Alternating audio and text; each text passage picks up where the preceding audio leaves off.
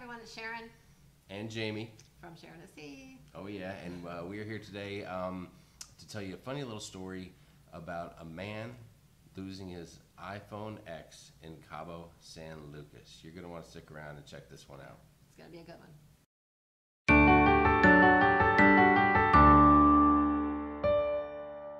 All right, so let me set things up for you guys a little bit. So we're in Cabo, San Lucas for the day. We're lined up to take a great tour. We all have our phones because if you have Verizon, like all of us do, you can use your phone in Mexico, any one of the ports that we went to, and it's just like using it at home. There's no roaming charges, no international charges or anything. So we all have our phones. We're taking pictures, video, Facebook Live, and the whole deal. And we go out on this great tour that we booked through Shore Excursioneer, and we see Cabo and San Jose del Cabo, and had an amazing lunch, and everything was all great. And then on the ride back is where things started to take a little bit of a turn. Yeah. So our friend, who is one of the most responsible people we know, and this is so crazy that this even happened to him. We can't even believe that it happened to him. Anyways, he was on the tour bus, and I guess he had been using his phone and got distracted for whatever reason, and remember setting the phone on his lap, kind of between his legs. Yeah. Well, then when we got back to the tender port area, when we got off when they dropped us off, he went to get up. He was so worried about his family having all their belongings that he had completely forgot that the phone was there, because he isn't the type to even have it out like that. He's just not that way. Anyways, so he gets up. It must have fallen. He doesn't remember it falling or hearing it fall, but it must have fallen on the ground. And he did not notice that it was missing until we were on the tender boat going back, when the tender boat captain, I guess you might call him, gave the boys, our son and their son, a chance to kind of drive the tender boat. So he went to go get his phone out to take a video of that, and that's when he realized his phone was. Well, hold on. That sounds crazy, because drive the tender boat. You're like, hold on, what are you talking about? And if you watch the video, you might see that. So just setting up the timeline a little bit. So when we got back, I think that the ship's taking off at like 5 o'clock, if I'm not mistaken. Yeah. So we get back, and I don't know, it's probably about 3:30. Getting on 3:30 when our tour stopped, and so we parked. Said thanks to the guy. It was a great tour. He was friendly.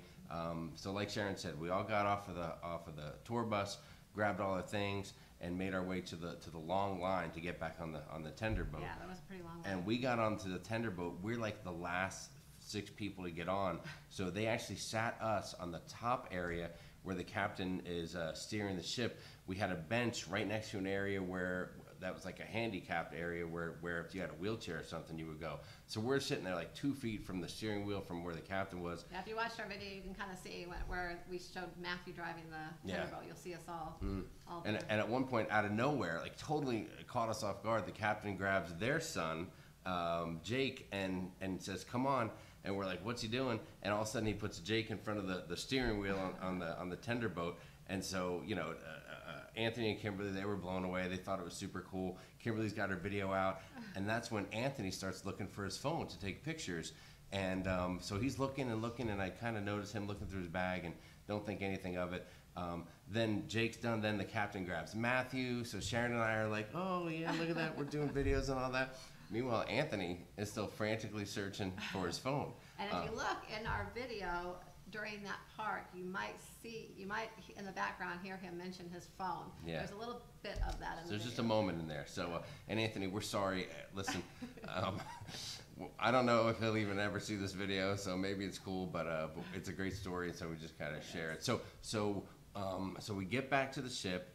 It's probably about, I don't know, 20 minutes after 4, maybe getting towards 4:30ish, somewhere like that.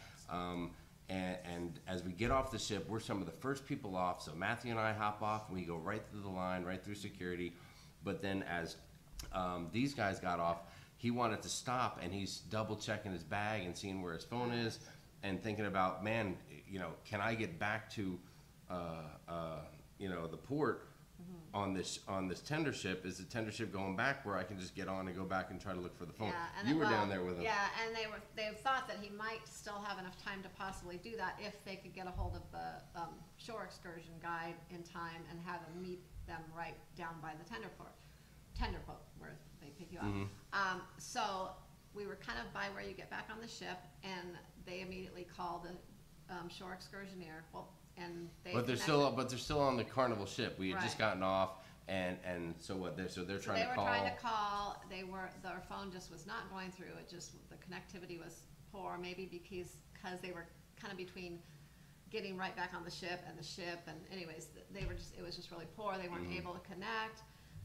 So tried multiple times. So then they went to guest services and kind of told them the story. Guest services was very nice about it, which they didn't have to be. It wasn't a Carnival excursion, but they were very helpful. They used their phone to call the tour company, and then they let our friend take their phone and kind of walk off to the side because of the noise. She kind of walked off to the Oh, side. yeah, they gave them the customer service phone, which is one of those yeah. like direct lines. I don't know if it's like a satellite phone or And let her whatnot. talk to them. So eventually she got a hold of them.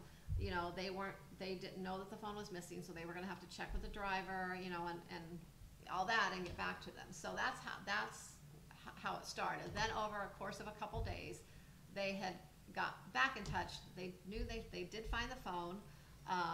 They said they would, you know, work out getting it shipped to them. They could possibly ship it to Puerto Vallarta or back to the U.S. They did not want it shipped to Puerto Vallarta because if our timing was off with it getting shipped there and they missed it, then it wouldn't make it back to the U.S. probably. Oh, yeah. So they decided to have it, see about having it shipped back to home, so it would be there when they get home. Mm-hmm. So, a little bit of a long story short here. So this kind of went on back and forth for a couple of days up until the last sea day when they finally were ready to ship it. They did want them to pay for the shipping charges, which is understandable. Oh, yeah. Because international 'Cause it's not shipping cheap. charges.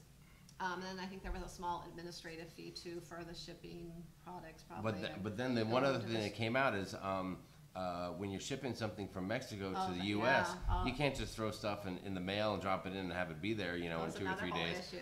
It has to go through customs, and in order to send a phone from Mexico to the U.S., you have to show proof. yeah, that you it got to have was some yours. documentation that it's a real legit phone, and you know why it's being sent there and things like that. So then, was it the day we were in?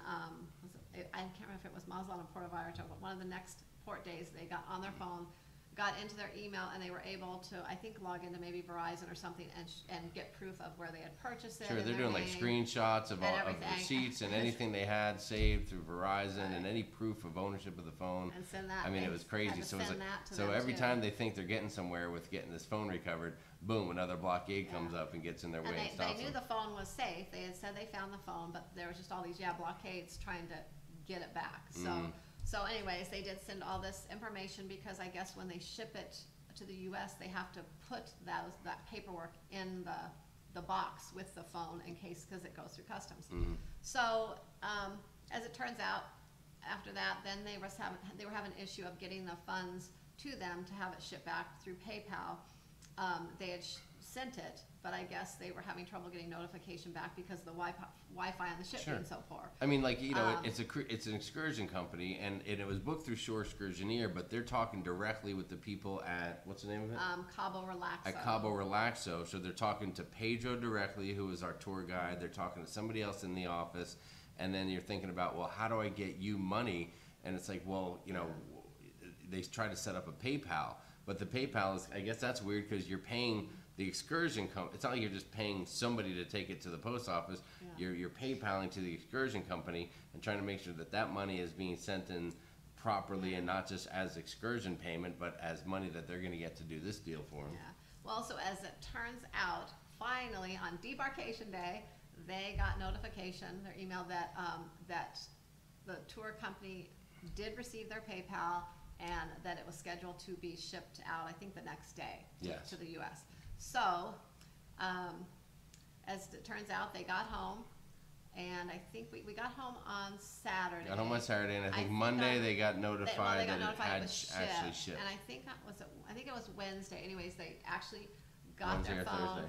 It was arrived at their house, perfect Safe and condition, sound, in the everything's all box, good. working properly. Everything is great, and I mean, just a craziest story. And the thought that they actually got their phone back was after all that. amazing and in perfect condition. And that kind of just goes to show you that, you know, booking with if you don't book through the cruise line, booking with a reputable company that you've researched, Oh yeah, you know, that's a big deal. is Well, and plus, a big plus. and there. we had a great the great tour guide. He was super nice. We had a great relationship, interacting with him. Right. I'm not gonna lie, we left him a pretty good tip. And I wonder if we would have done anything stupid, like tried to stiff him or shortchange him, if maybe he wouldn't have been so eager to try to help us out. So you know, that's something to think about as well when Yeah. you're out there.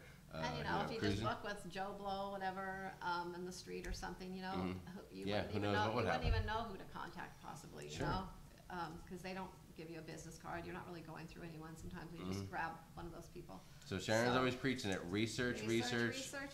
Look That's at your what I tour companies say. and stuff, and keep an eye on your iPhone X so that you don't leave it behind. We had a lot of fun with him. We made jokes for the once we knew everything was safe and that they Yeah. had it, because he was pretty stressed out for a Yeah. day or two.